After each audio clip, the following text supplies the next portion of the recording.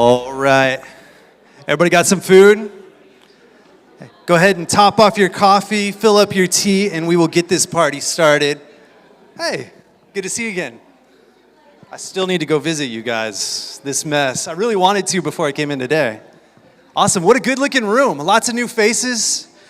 I'm thankful for you guys joining us today for this Table Network, and I'm excited to get to know you and know your stories. My name is Zach, and I'm the Director of Community here at DCX Community, and I get to be today's host each and every time we gather. Well, thank you, Jessica. Oh, thank you. Go. No. Also, I'm an introvert, so this scares the mess out of me, and this is how much I love this community. So each and every time we gather for a Table Network, I think the cool thing is that the people in this room span different industries, demographics. Like, we represent our local community in a really, really cool way. There are a couple things that unite us, and the two things that we've identified up until now really are this quest, this journey for deeper relationships and for better business. What does that actually look like, and what do those actually mean? And I love pressing into that idea because along that way, I find really a path to make my work matter. Somebody told me at the beginning of this year that two things would shift my course as I enter into 2023. One was the books you read, and so I'm excited to hear about your most influential books and then share a new book with you guys today.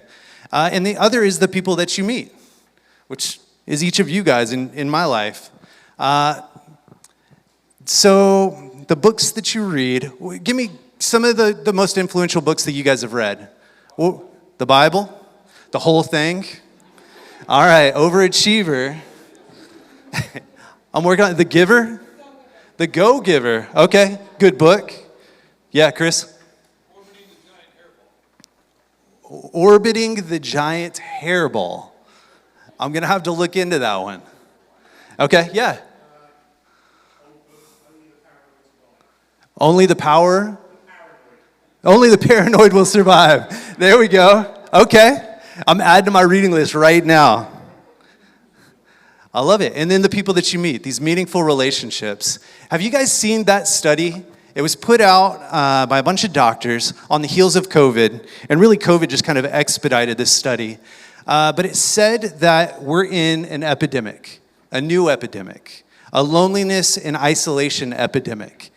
And that loneliness and isolation has both social and health impacts.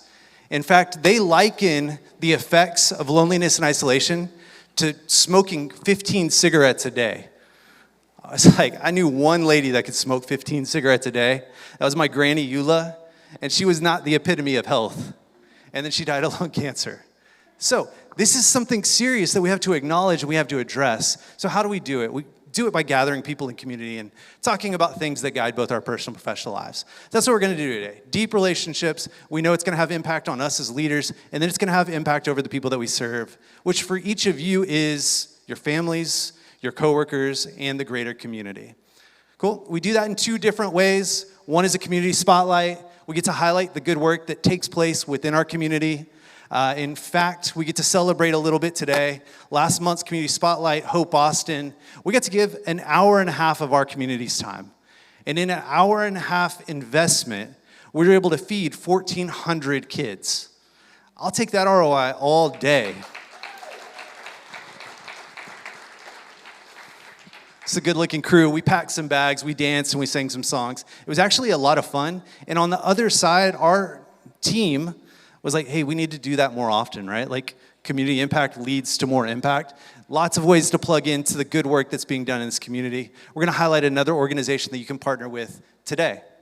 And then we do table discussions. We like to talk about the things that guide both our personal and professional lives. If we're gonna forge deep relationships, we have to talk about things that really matter. And so today we're gonna do that. We're gonna talk about owning our leadership journey and the formative moments in that. We don't want to just throw you guys in. We'll model it up here on stage, and then we'll kick it to you guys. Cool. All right, so those are our two main movements. We do this in 3 locations across the city, and so I'm thankful for you guys being here today. Let's go ahead and jump in. Would you help me welcome today's Community Spotlight, Amy Wilkie from Education Connection.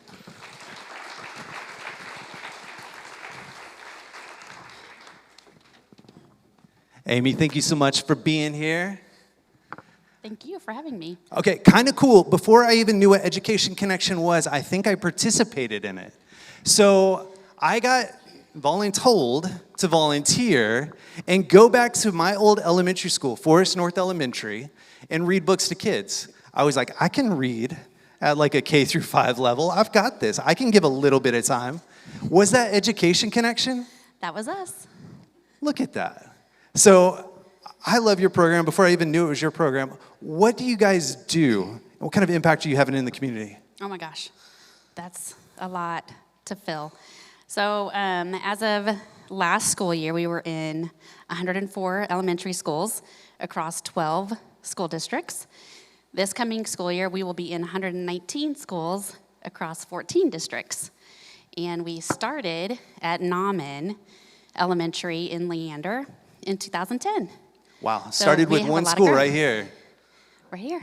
That's awesome. And tell us a little bit about your program in the schools. Sure. So we partner with churches and businesses to provide volunteers that will come in and first pass a background check. So awesome, good you. I passed. And to be 18 and up. And the commitment is once a week for the school year that you are reading 15 minutes one-on-one with a student, and you get 2 students. So the commitment is 30 minutes a week.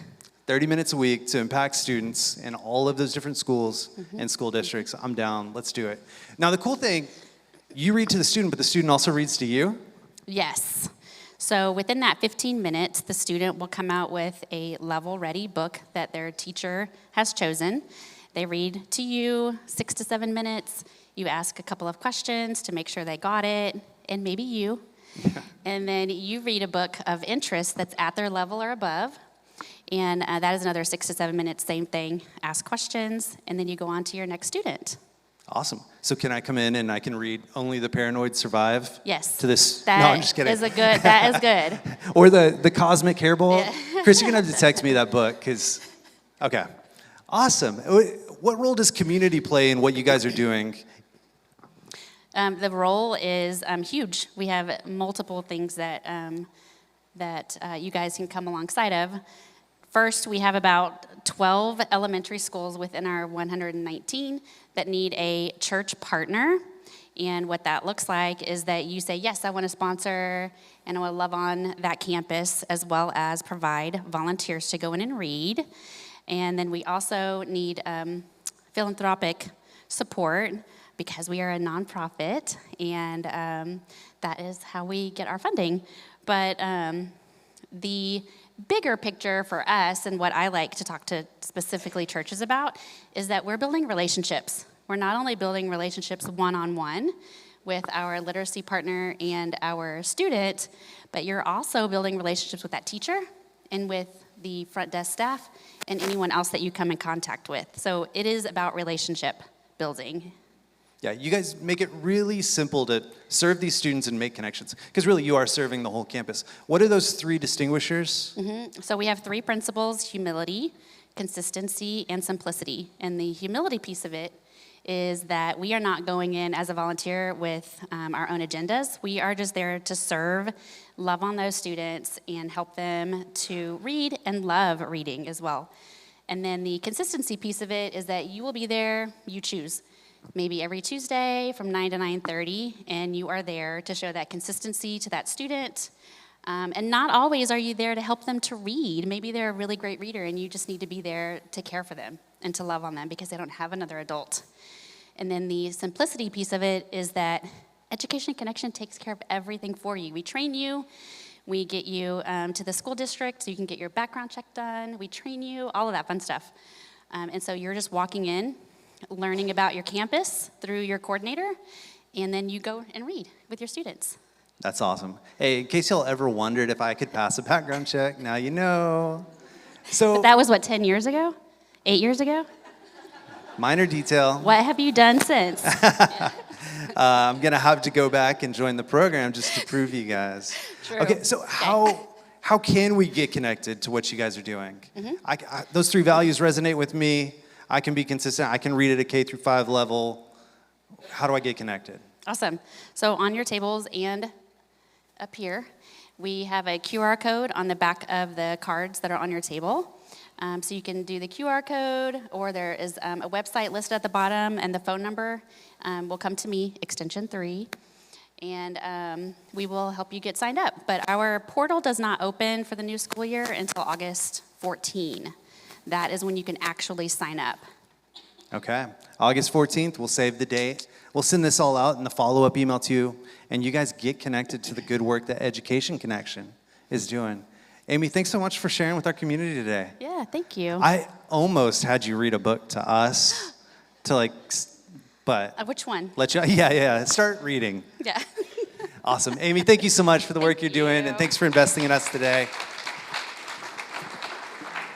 Scan the QR code and get connected. Another cool way to get connected to the work they're doing is to go watch some baseball with them. They're the community spotlight at the Round Rock Express versus Albuquerque Isotopes game on August 12th. And so scan bottom right, and you can pick up tickets to that game. Boom. I'll give you guys a moment. Awesome. Cool. I love that the work that starts here at these tables doesn't stop here. I love that you guys carry out good work and values to your teams and to our greater community. And so I'm very, very thankful for that. Now we're going to dive into the table network portion. So if you would help me welcome Chris and Kinsey to the stage. They're walking slow just to get more claps. That's cheating the system. But we're going to model the table discussion for you guys. We also get the privilege, Chris is braving the heat and came back from Maine and is joining us today to kind of use a new book as the material for today's table discussion. Yeah, You got new books in the works? a new book, yes. Has anybody know that you wrote a book how many years ago? Which time? He wrote the first book twice. Yes. Is that what you're talking about? That is what I'm talking about. So, what was that, 2019? 2018? Okay. Ish? Yeah. And just give us a quick overview of what that book is. So Align is really focused on maybe shifting organizations to be focused on being employee-centric, maybe rather than client-centric. And we do that by really hopefully putting everyone in your organization on the exact same page. Hence the name Align. Yeah. And so wrote that book, very, very practical, some great tips to align your organization. I've taken it and modified it for like my family, where we wrote a purpose statement, guiding principles, and we align our time together. Yep. It's really just a great organizational tool. This new book, though, comes from your personal leadership journey. That's right. This was a lot harder to write. First of all, I'm not an author in the way I think. So, yeah, this was a much bigger stretch for me. And I if you are newer here or if you've been here, you realize vulnerability is not high in my life. Like, just to pour my guts out to someone is not something that I'm comfortable with, I enjoy doing, or I even feel as being responsible to become a mess for somebody else to have to step into. So this book was a much bigger stretch for me to dive more into my personal journey of leadership. And now that you figured it all out, you're going to write a book about it. Yeah, right. Now, Yeah. what I love is this is a vulnerable, kind of candid, like peek behind the scenes into your leadership story and how you are growing and continue to grow as a leader. Could you kind of lay out the old model of leadership that you inherited and the new one that you're trying to create through this book? Yeah, so I think, and I for whatever reason, I kind of give it a location basis as well. But growing up in New England, there is this kind of a hearty, it's kind of an extension of more like the British stiff upper lip. Like, we just tend to not really focus on or try to move away from emotion. So I just didn't grow up in an environment where that was really talked about a lot. And so when I look at leadership that was modeled for me, it was like also generational, like this command and control style. You are really serving people well by being strong and confident, by being an excellent problem solver, and then, being the calm in crisis. And so that's just what I really defined leadership to be. And that's how I tried to show up for everyone in my life, not just at work, for my wife, for my kids. But then, yeah, this book really kind of outlines the journey from that definition of leadership to this new definition of leadership, one that I fail to live up to every day, but that I try to live up to, which is to really love and serve my people toward their fulfillment. And so we kind of break that down in the book a little bit, that really this idea of loving your people, I like to think of it as using or leveraging the definition or the root of that word, agape, which is this idea of charity. And so when I love my people, it's about self-sacrifice. It's a component of maybe something that comes naturally to me or unnaturally to me. So one of the examples I use is I am one of the most impatient human beings on the planet. It's not something I'm proud of. It's just a reality that I work at the speed of light, and I expect everyone else to. So for my people to be able to sacrifice my impatience and actually show up to be patient is loving them well. And then serving is really this idea of making people feel known, heard, and valued. And we break that down, what that means for me in my leadership journey, and how that has been now really changing or shifting the focus from just, with the first book being about employee fulfillment, this book is really about how I believe as a leader you can be fulfilled. Because it's a hard thing to do, to be the one that paves the way, to step out and take that leadership role is a hard thing to do. And so how do you find fulfillment? And for me, that fulfillment is the energy and the kind of the engine by which I can wake up tomorrow and want to do it all over again. Yeah. So in that study that I mentioned earlier, one of the things they talked about was how loneliness and isolation is eroding resilience. And inevitably, leadership work, like just life is difficult. And so we need to bring others along in that journey. Another thing they talked about was the rise of self-help books in the early 80s shifted the dialogue of society, where instead of talking about community, they started talking about my own personal ambition, right? Like this, I can figure it out myselfness. And I love that you're writing a book to kind of counteract or speak to that. It's like a self-help, community help. I am the biggest liar to myself. So when I think about self-help, I'm like, well, I'm more self-destructive when I'm alone with my own thoughts.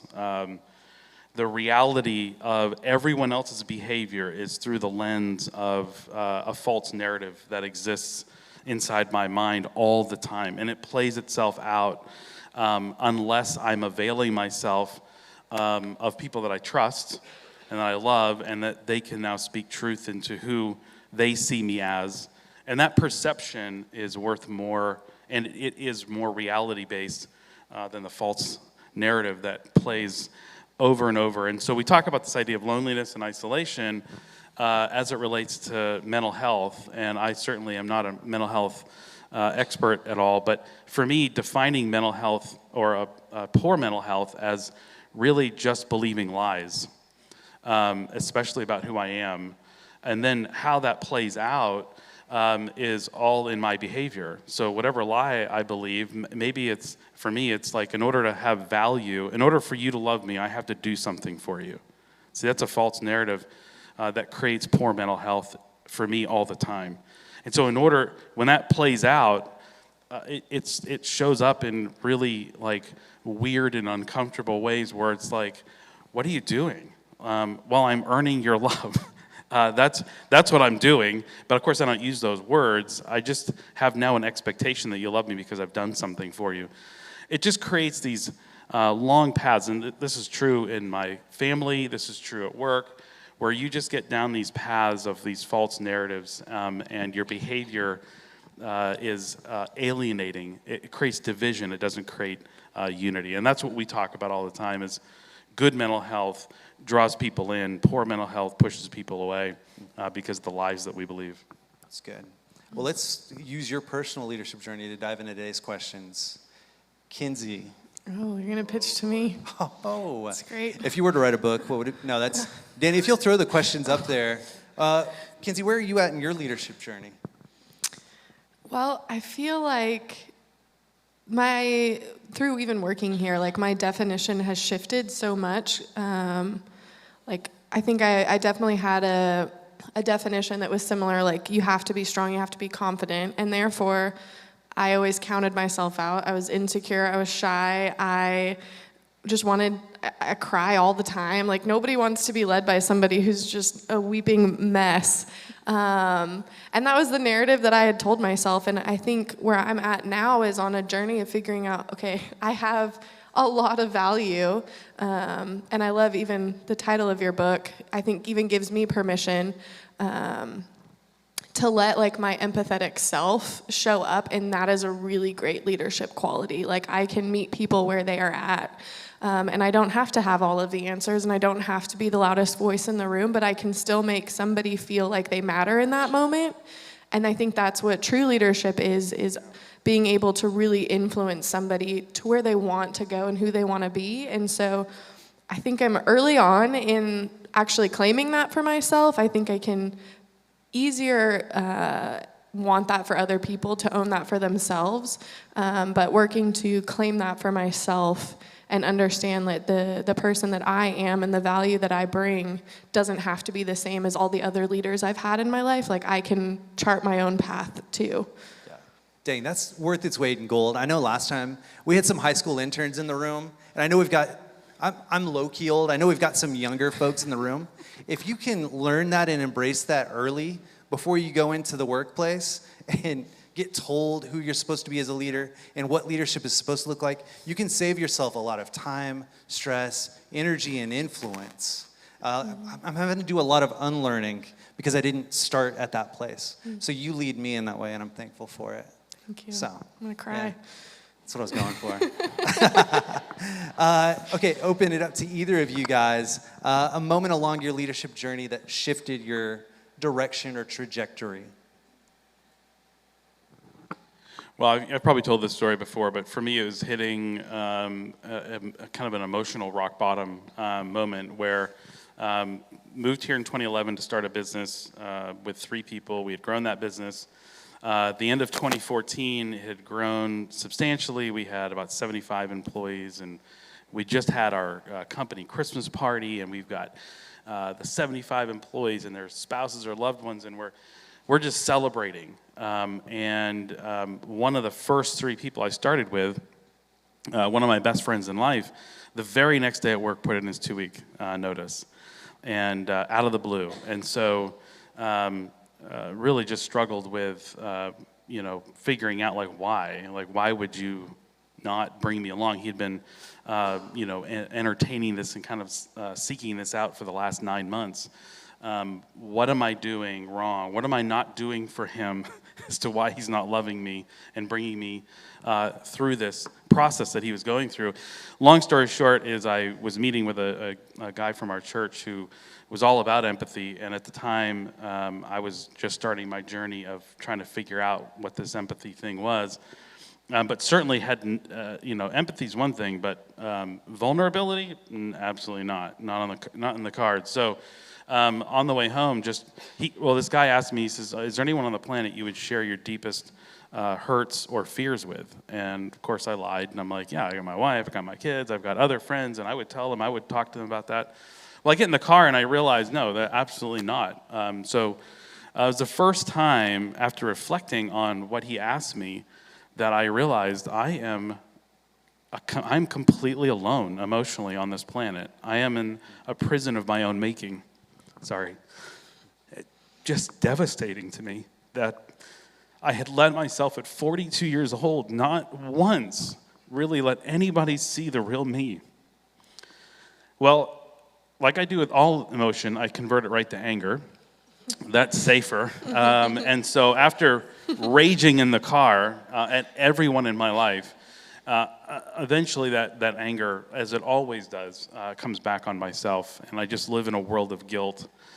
And so for the first time as an adult at 42, just wept the whole way home.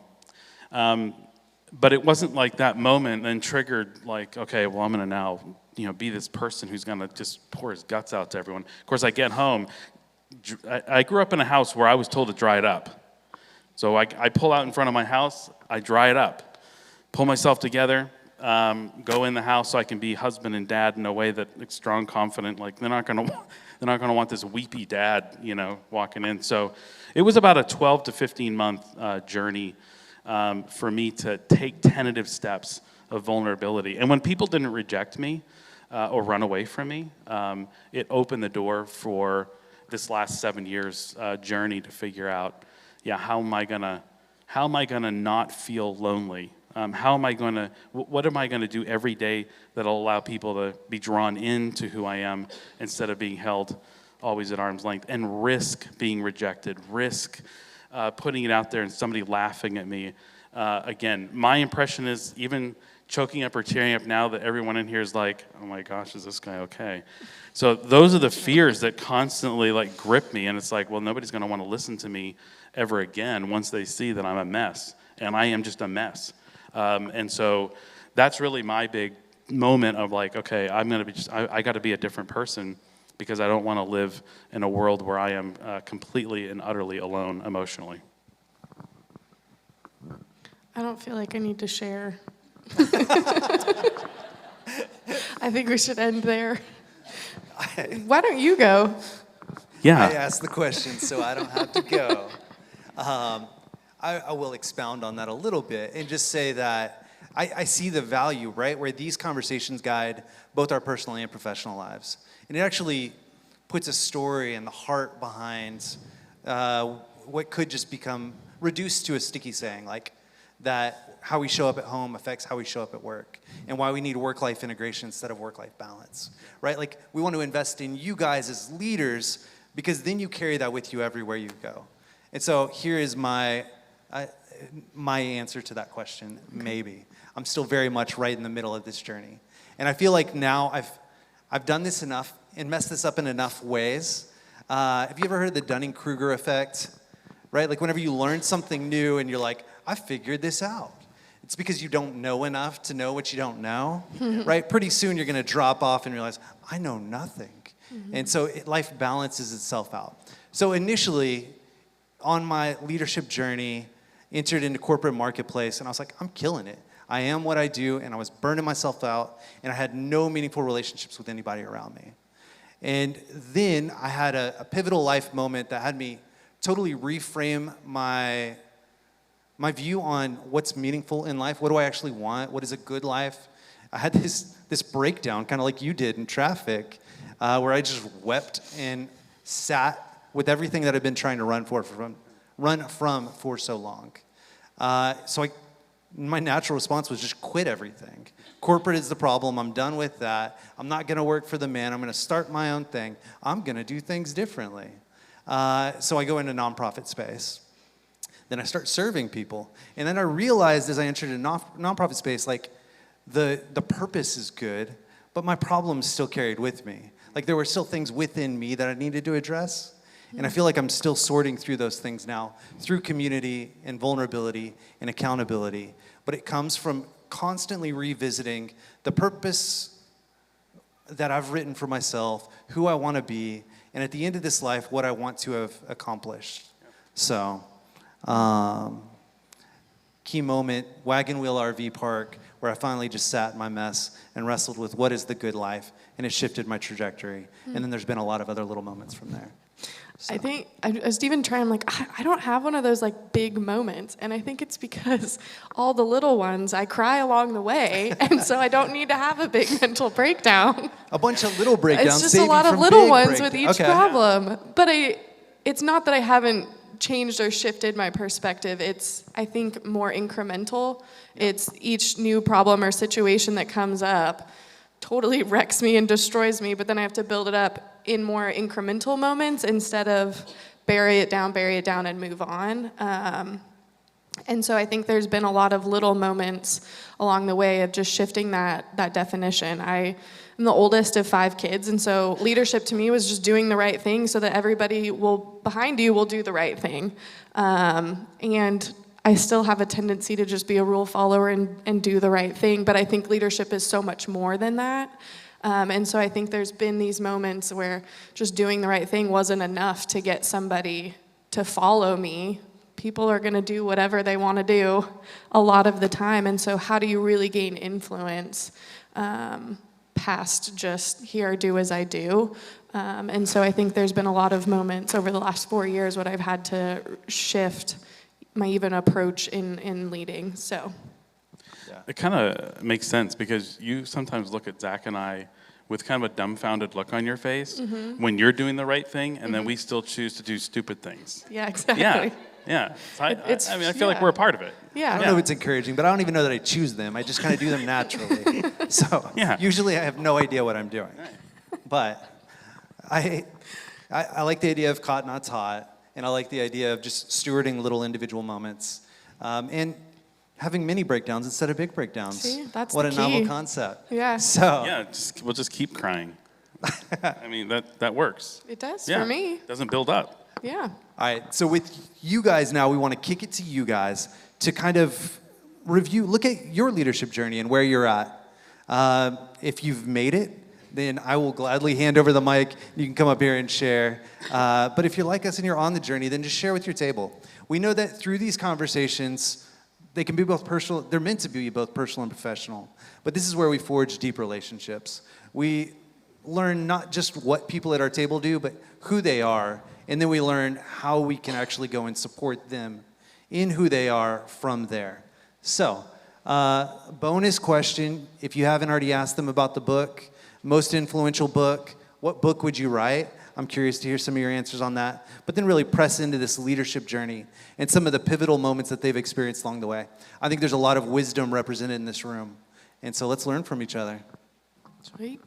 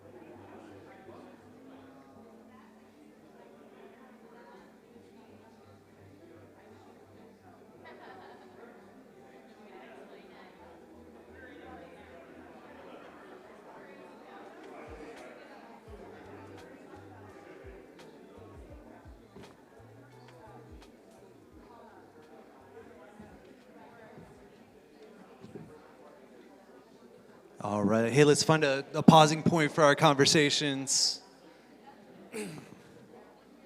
I love it. We could talk all day. We can actually continue the conversations in the coffee shop afterwards. You guys are welcome to stay. All right. I love, like, even as I bop around the room after we kick off to you guys, all the different ways I hear you guys wrestling with this subject matter. And so I hear conversations about, like, radical self-ownership. We want to live integrated, holistic, fulfilled lives. I can't divide my life, work and home and family and friends.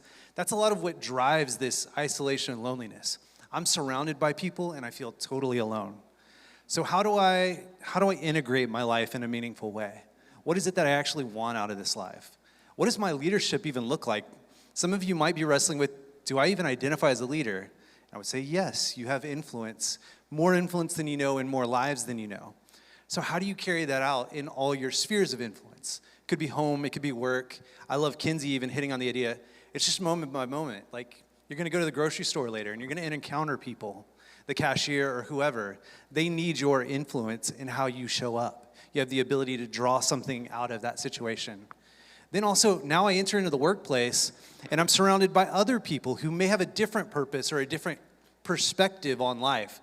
How do I connect with them in a meaningful way so that we can all align and do something together? Hopefully something bigger than we could by ourselves. We were talking about training horses. Where's Dennis at?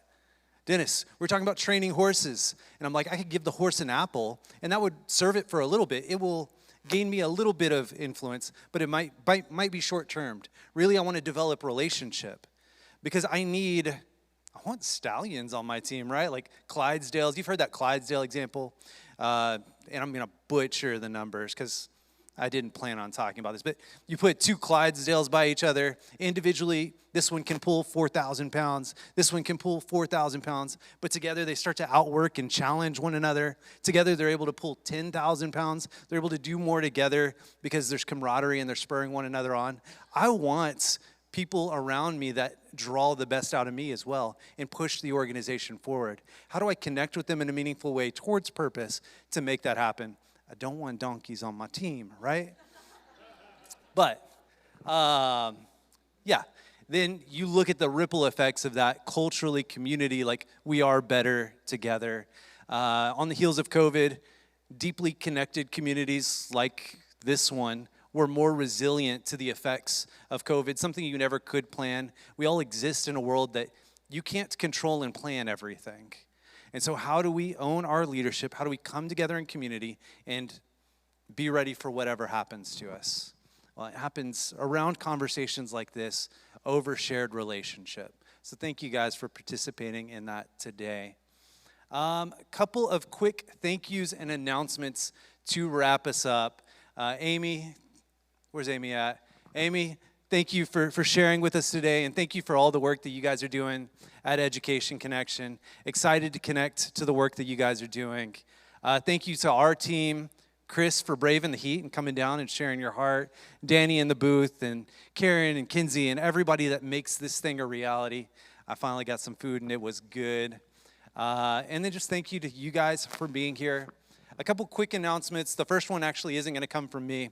It's going to come from this guy, so check this out. Hey everyone in the DCX community, this is Pat Lancioni. I just want to say I'm really excited about speaking at your event in October. I'm going to be talking about teamwork as well as my latest work around the 6 types of working genius, both of which can transform any organization. So I'm looking forward to seeing you in October. I hope you can make it. All right, join me and Pat and all the rest of this crew at DCX in October. We're going to gather our greater community across the city and really equip, encourage, and then send them back out. You hear Pat kind of talking about some of the things that we got to talk about today. How do I draw out the best of my team? How do we do this thing together? Because we all are wired naturally different. He talks about the working genius, and I'd love to have a conversation with you guys about that. If you've never taken it, I'm a WI. I'm a wanderer and an innovator, and so I can share with you guys what that means. But join us October 11th and October 12th. Another cool fun fact is we got to record a podcast. We have a podcast that fills in the gaps in this conversation. So we got to record a podcast with Pat. It's going to be going live soon. It's a 2-parter. but he endorsed Chris's book. This is the unofficial book cover for the Empathy Revolution. And so you guys are going to want to check that out. For the book, we are building a book launch team. And so I wanted to invite all of you guys to be a part of that. It really is Chris's leadership journey, like you got to hear him share today. And it can be transformative in both our lives and our workplaces. And so if you're interested, scan that QR code. This is just an interest list. You're not committing to anything at this point. Although there are things coming, you'll get a free copy of the book, and you'll be a part of this great community, which is launching this message to our city. So scan that QR code. Going to want to be a part. Yes. Oh, I give you permission. Oh, dang it, Google. All right, so on the heels of this, I will email all of you that same link with permission. And I would love to get you guys involved to launch this book. So, cool. Other announcements. We are going to Maine soon. We've got a Maine retreat. We're going to gather leaders out in the woods to wrestle with these conversations. Excited for that. We've got one more spot on the August trip because someone dropped out. And so if you guys know anyone, we would love to have them on that trip. We're also building towards the September trip, which is coming up soon. Last but not least, right? Do I have one more announcement? That's it. We want your feedback. Lots of things happening in this community and still lots of dreams that we're taking steps into. But you guys are what shape that community. If you could scan this QR code and just take 3 minutes and give us a little feedback, it would be very, very valuable to us. As you guys do that, I'll give you a minute to scan it. I'll show you a video as you're filling it out that will set up some of the questions a little bit better. You want to expand your network and you want to meet new people, create more opportunity for yourself. Going to a normal industry happy hour isn't always the best bet, because when you're bringing people together that are all in the same industry, they don't necessarily all have the same value. When you can bring people together that have the same values, say mine are community, family, health, giving back, and freedom. If everyone in the room has those same values, conversation is going to happen much easier. You're going to be able to vibe with people. It's not going to feel transactional like the exchange of business cards. That's what I love. That's a guy named Devin Levesque. His community, they're like ultra marathoners. Not my vibe, right? But like this, I could do this all day, right? And so in the questionnaire, you'll see like what are some of the values that you think define the Table Network? What's the value it creates for you guys? Because we want to continue to just pour gas on that fire, that flame. That guy bear crawled 26 miles. He bear crawled a marathon. Pretty cool. Not for me, but pretty cool. So what defines us as a community? That's what I want to press into. I love the diversity in the room, but what are the things that unify us? So, all right, everybody get that QR code. Thank you guys so much. Thank you for your feedback. Thank you guys for being here. And we will we'll see you next time. If you want to continue the conversation, coffee shop down the hall is open. And also the co-working space. We'd love to hang out with you guys afterwards.